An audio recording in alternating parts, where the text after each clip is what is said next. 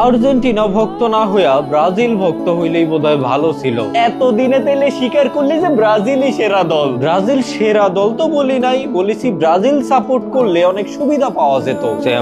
যেমন ধর গত 24 বছর ধরে কিন্তু তোদের নতুন করে জার্সি কিনতে হয় না, কিন্তু আমাদেরটা দেখ, গত বিশ্বকাপের জার্সি এই বিশ্বকাপে পড়তে পারতেছি না কারণ স্টার একটা বেড়ে গেছে।